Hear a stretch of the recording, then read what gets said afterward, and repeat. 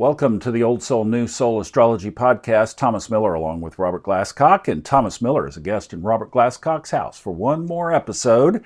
And we're having fun recording these.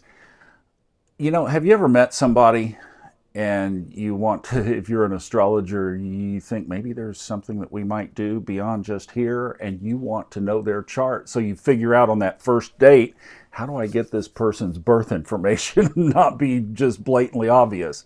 Well, it's called Synastry, where you put two charts together to take a look at what might be the chemistry in this relationship. But where do you begin? And Robert has some great information on this that you're going to want to take notes now. This is get your thing out to take some notes here, because you're going to want to capture some of this. Robert, tell us about Synastry. Such a great question. And you know, one of our missions, if we have plural missions, Thomas and I, is to help you. Most of our listeners and followers are serious students of astrology. So part of what we do is more than just make predictions. We're trying to help you understand how, on your own, you can read horoscopes for yourself, because astrology is an incredible tool for self-fulfillment. I don't want to sound too pat about it, but it is a tool for helping you get what you want out of life, really, through self-understanding and also understanding of other people. And of course, the most significant other people are relationships that we have both personally and professionally in business. So when you're comparing two charts, you think about what is the nature of the relationship. Is it a marriage? Is it a love relationship? Is it a business relationship? And you can start from anywhere. But for example, between a man and a woman in a marriage relationship or a love relationship, the sun is men, male. The moon is women, female. Venus is female. Mars is male. And in love, Mars is the lust, the physical side of life, sex. Venus is the emotional side of a love relationship, the romantic side. The same token, the moon is the emotional and feeling nature of a person, and the sun is the individual, the ego, if you will, of the person. So in emotional relationships, it's important to consider the relationships between the two suns. I think of the sun very simply as a target, a circle with a dot in the middle. So it's more accurate in some ways to say, I am born aiming to be a Scorpio, or I am born aiming to be a Libra, whatever your sun sign is. It's a target. And your mission in life is to understand and explore that sun sign fully, both positives and negatives, so that you can understand yourself deeper and then other people as well. So in a marriage relationship, you're wanting to look at the sun, the two suns together. You're going to want to look at each partner's moons to see if the emotional side of the partnership is harmonious or not. And for example, the moon is really who we are on a day-to-day basis more than the sun sign. It's more apparent sometimes than the sun sign. The moon is habits. It's how we are to live with, not necessarily the sun. The moon is unconscious, for example, so it's also the ancestors in the past and the family conditioning, all of that. So it's not a bad thing to have the moons or the suns in a square or an opposition. Oppositions especially are a polarity, and opposites attract. The squares are in conflict, but the conflict itself is meant to motivate the people to grow, to take action. because squares do promote a sense of something needs to be adjusted here. And in making the adjustment, you grow and you improve.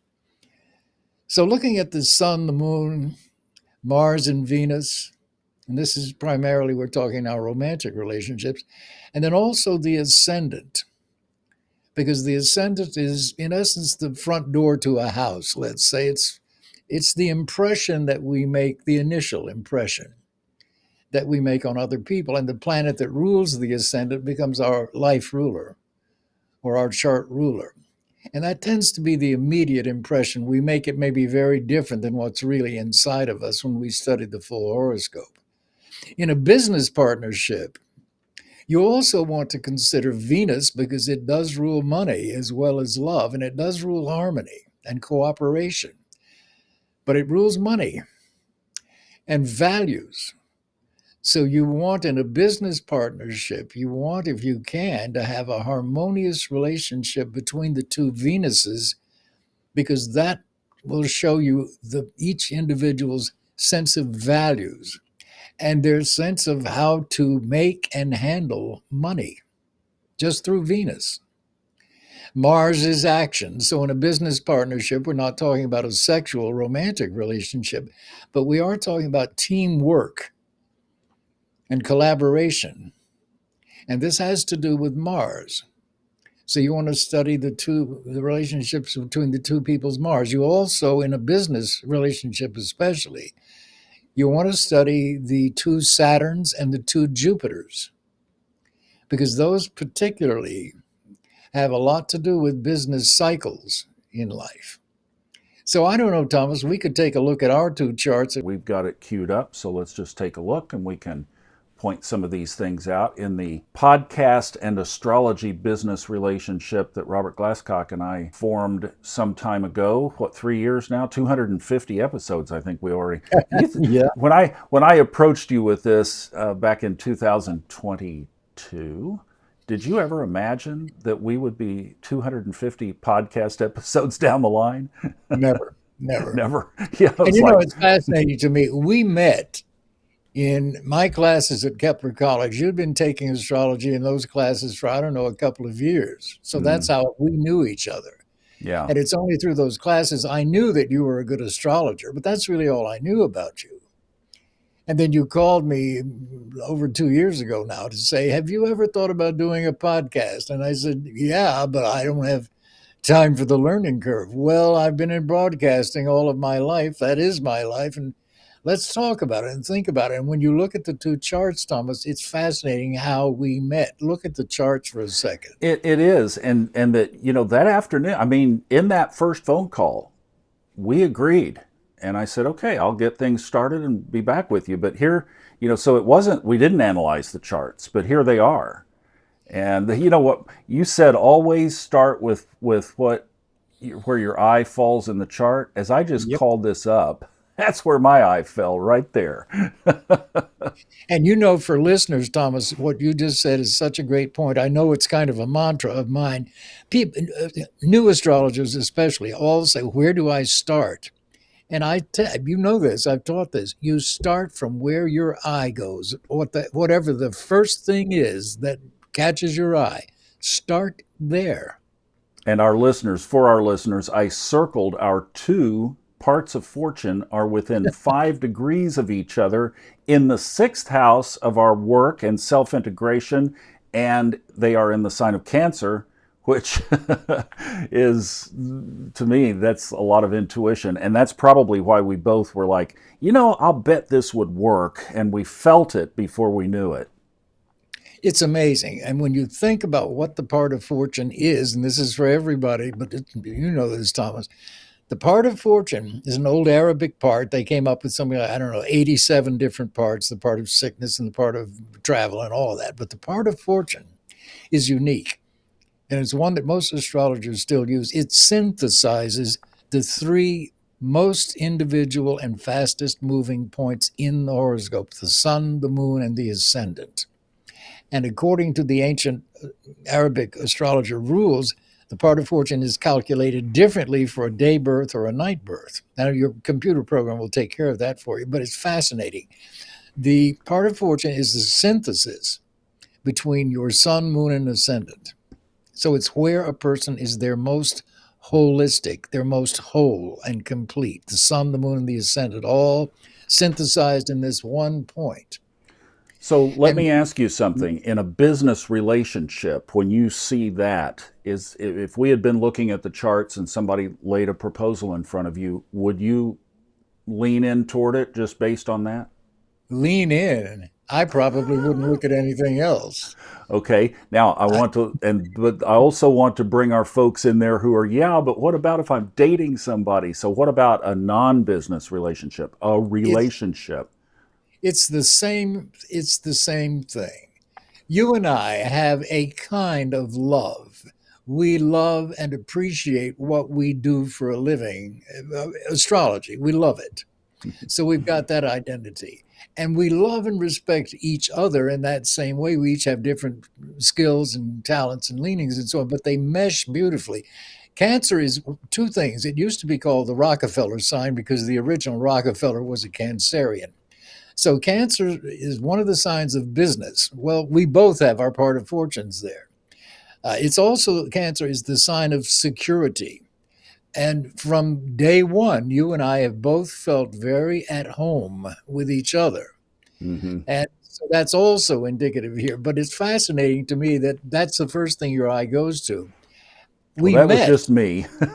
well, but look, it's interesting. We met in my classes. That's the ninth house, teaching, Hmm. teaching higher knowledge, so called, in the ninth house. Your Venus is right on top of my Jupiter and my Chiron and my Mercury in my ninth of teaching in Virgo. So you must have loved me from the get go as a teacher. It's that Uh, Venus in Virgo you thinking, know, oh my, I got Noel Teal's book on solar arcs. And of course, he's gone now, and I wanted more information on solar arcs. So I started searching around, and the thing I found was the Kepler class that you did in late 2017 on solar arcs. And I bought it and I listened to it, and I thought, my God, this guy is the greatest astrology teacher I've ever heard.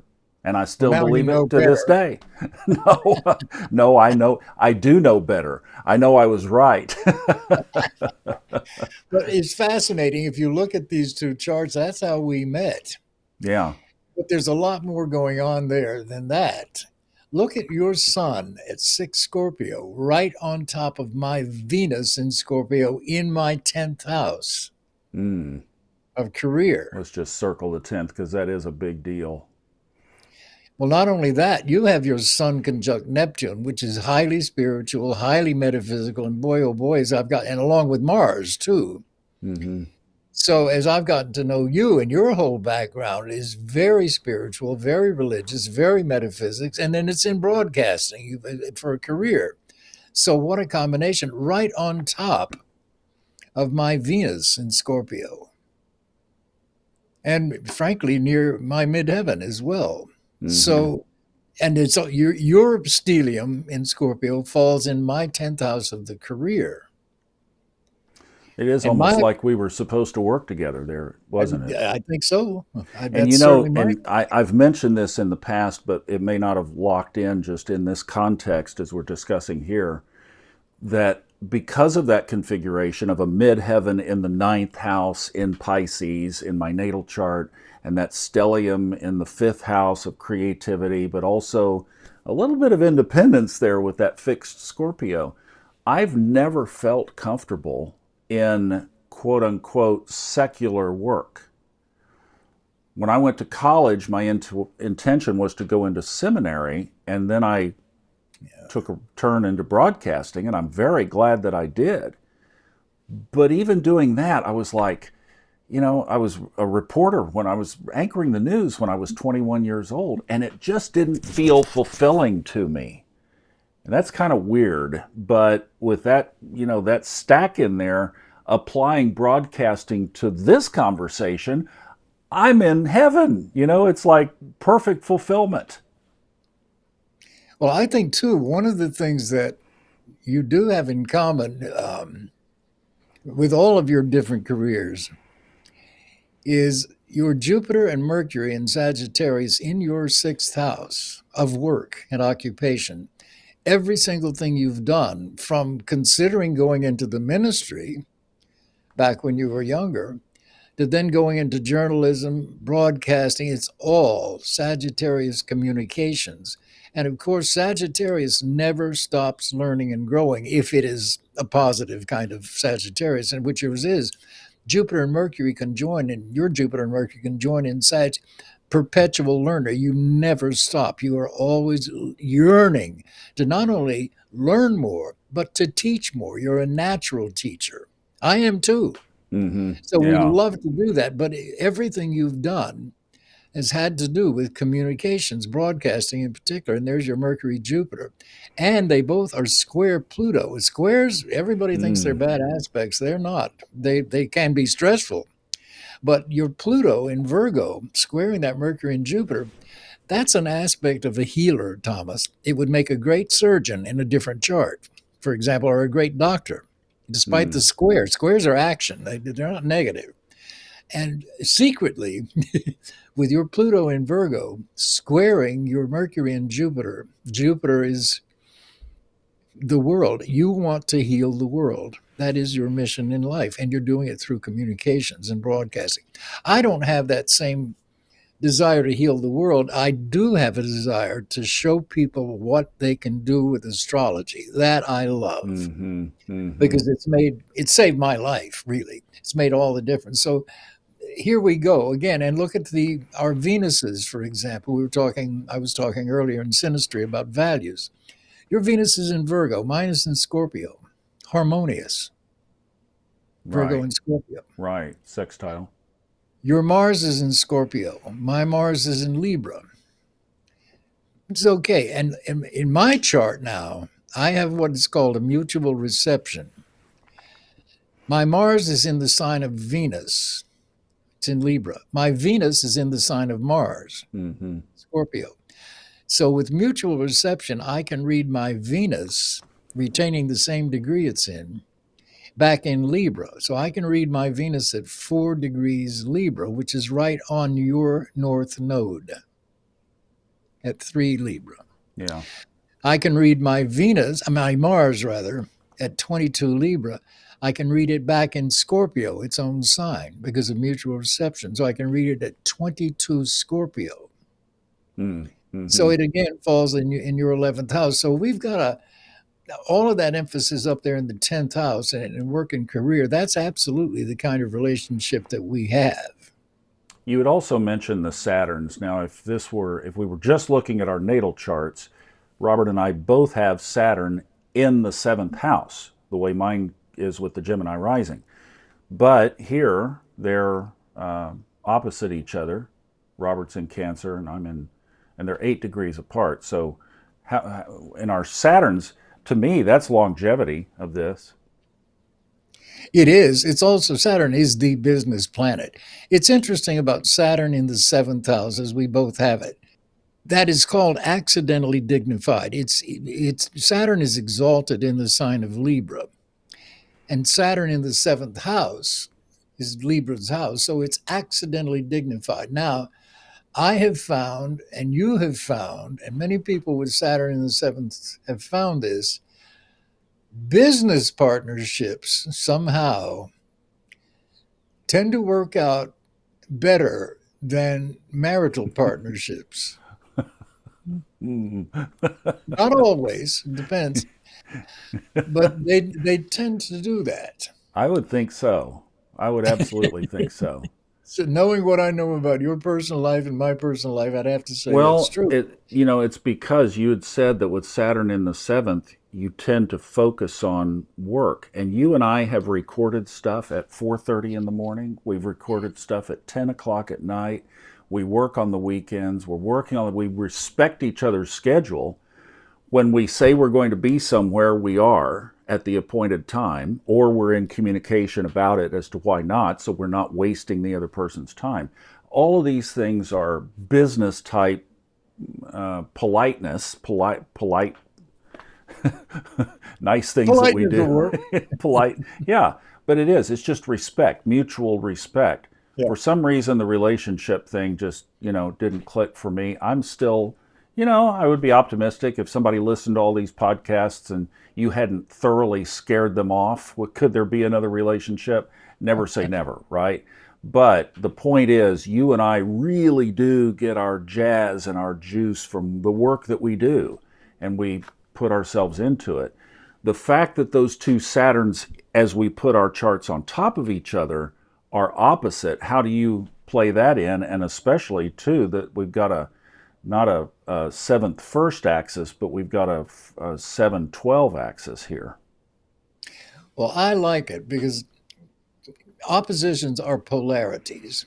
Generally, oppositions are inharmonious elements. In this case, it's water and earth, and water and earth make bricks. So it's Hmm. a polarities. What I do then is to look at the planets aspecting both ends of the pole. So if you have a T square, then the opposition polarity becomes a little more challenging. The other thing about Saturn in the seventh house, not always true, but it's true enough.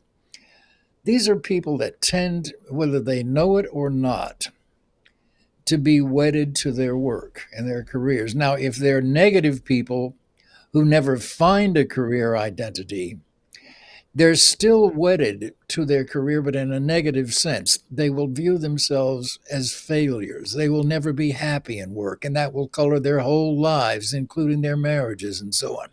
Other people like you and like me who do find their talents and find their fulfillment through their work will tend to find secretly, because you can't admit this, you can't tell your wife, hey, listen, I'd rather work than be with you. But that's Yeah. part of it. We get so much, in my case, a lot of emotional fulfillment, the Cancerian part, through my work. And I've had basically three careers in my life. One is an actor, and I mean Screen Actors Guild and Actors Equity. Another one is an astrologer, and another one is a television writer. All three are creative, and all three are completely unstable. You certainly don't go into acting to raise a family, but I wanted to do it. Just as once I discovered astrology, I had to do it. And Hmm. I'm still doing it and still getting incredible satisfaction from doing it. And the same with television writing. So it's true for you too that our work is something, I guess our experience is this will always last. Marriages may come and go. I wanted to draw something that I know there are some astute astrologers who are screaming at their television screen right now, or their computer screen, or their phone. You talk about a couple of T squares. I know people are saying, yeah, but what about those two T squares? Well, you also are talking about something very karmic here with the nodes. Mm-hmm. Your north node is on top of my sun. And And Neptune, there's this yeah. old rule of thumb. It's a simplistic rule, and you can't make it 100%. But generally, somebody whose north node falls within a few degrees of your sun is going to be beneficial for you in Hmm. life. Hmm.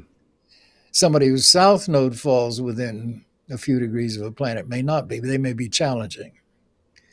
So you challenge me, my moon in Aries, which can be pretty impulsive and outspoken, very Aries kind of moon. You can challenge me from your, or I can feel that you do through your south node, but it's still, this is a very karmic relationship. It would not surprise me. I haven't really studied these charts at all. It wouldn't surprise me if we've been in some kinds of relationships, plural, Hmm. possibly even a marriage relationship as man and woman. I don't know, but certainly in times of war, in businesses and so on, but in past lives, because there was this sort of immediate understanding of each other on a very positive level. Mm-hmm. You found a lot out of what I was teaching, and then I've found a ton out of what you've been doing with fun astrology long before you ever met me, and knew that from my classes, I knew that you were a good astrologer. So there was all of that that came before you were calling me and saying, hey, how would you like to do some podcasts? And here we are, 250 podcasts later. And then this grand cross really is what we're talking about here with the Saturns opposite each other, and then the nodes and the sun and the moon here. That's I love these. I have a grand cross in my birth chart. as I say. In the old books, they treat grand crosses as something horrible and negative, but in truth, they're not. Swami Paramahansa Yogananda, in Autobiography of Yoga, I love this quote, and you've heard me say it a million times. He said, and he did use astrology, but he said, "You can pick the worst day from my horoscope to start a business enterprise, and I will begin an enterprise on that day, and it will succeed." Yes. Because he understood what astrology is. It's understanding the energies. So this is why the 12th house, for example, secret sorrow, self-undoing, well, it is if you're unconscious about it. Mm-hmm. Study your 12th house deeply. It also is the house that rules buried treasure, hidden treasure. And by studying it and making the 12th house conscious, suddenly you gain a tremendous amount of positive energy from doing that. And then it becomes the house of hidden support and not hidden self undoing. I'm So sure this that you're familiar with the astrologer Kathy Rose. She's the one that has kind of kept Noel Teal's legacy alive in some programs. She did a deal on Kepler one time on midpoints, and she so talked about the sun moon midpoint. And I just put it up on my charts now as a reminder to not forget that it's there. And Yep. I noticed that being a synthesis of our two, a combination, a midpoint, an emphasis point of our luminaries, your luminaries are emphasized by my Saturn. And we've been talking about some of the conversations about legacy of what we're doing here. And that these podcasts, one of the great things about a YouTube channel and the audio channel that we have is that the legacy continues on and that they'll always be here. This information that we're generating is something that will far outlast the both of us. And that's a really good feeling. And to take the knowledge that you have assembled from your sun and moon and then put that on this process, this business that we're doing, I think if there are any concerns about the longevity of it, the chart just answered that for us, didn't it? It's like, wow, that's amazing. Well, to it, you're reminding me, I think any of us who do this feel like we're all standing on the shoulders of the astrologers who came before us. So Mm-hmm. we're continuing, and I know this has been true for me. I really knew nothing about astrology. And yet, when I think back, my real introduction to it was when I was 11 years old, living in Pine Bluff, Arkansas. And right behind us was a black woman named Mary, and she had a little one-bedroom house there. She would babysit for us sometimes. Anyway, she was our neighbor. And I was in her house one day, and she asked me, I was 11, "What is your sun sign?" And she got up and went into her bedroom and came back with a book and opened it up and began telling me about myself from this astrology book. Now, I was 11, and it would be easy to forget that. And then when I got to LA and discovered astrology on my own at 21, and of course was instantly enamored of it, that's where I really began to wake up and think, my gosh, this is fascinating. And of course, the more I studied, like you're reading these old books, some of them very old, written by astrologers who came before. But so we're all a part of this ongoing lineage. Yeah. It's a wonderful feeling, really, to have that sense of connection with.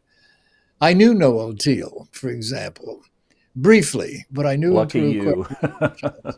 Yeah, he was a Tall, great guy. wasn't he? Tall guy. Yeah. Very tall and was an opera singer, had a beautiful voice Yeah. and friendly and quite a wonderful man. He really was. Yeah. He was So I was classy. very lucky to be in Los Angeles in that era, to know some of those people Yeah. and to feel like I'm kind of carrying on for them. I don't think about this consciously at all, but it's fascinating to go back to that 11-year-old experience with her, with Mary, because I've obviously never forgotten it. So that really was, I guess, the opening door for me. I don't know about you. When did you first become aware of astrology? I don't think we've talked about this. Astrology in my upbringing was of the devil, so you didn't touch it. And when I went through my second divorce, a year later, I finally sat down and said, you have got to figure out you. Why are these people not wanting to be with you? And I started to basically kind of explore anything and everything. And back then, the movie The Secret was popular. That was a new revelation. And my story is in the Subconscious Mind Mastery podcast. It's laid out. There's like 400 of those episodes. But I took a look one night at astrology, and all I knew about it was that it was of the devil and that I was a Scorpio. And so the devil looked at the devil's sign, and I read about it, and I was like, wow, this is me. And I wanted to know more. That's how it started. Well, the old philosophers were very wise. Shake hands with the devil, because when you do, you'll be taken through and beyond to salvation. So look the devil in the eye. Nothing to be afraid of. If you're afraid to look at the devil, then you're going to have issues. Then you're going to have problems. Yeah, exactly. Well, listen, thanks for this. And I hope those of you, in fact, who is watching this who doesn't have somebody else in their life in some kind of relationship, and now maybe you'll be able to take a look at their chart and your chart together with a little bit better eye. Now, if you're thinking about getting married to somebody, you might want to get a reading with this guy, because what if there's something in there that you don't, or at least you want to know about at this point? Like, are there any caution signs before you sign on the dotted line? Well, certainly take a look in the description or the show notes, and you can get his new website address, and you can book a reading and work that out individually. Thank you so much for watching and listening. We'll see you next time on the Old Soul, New Soul Astrology podcast from Destinations Unknown. Thanks for joining us.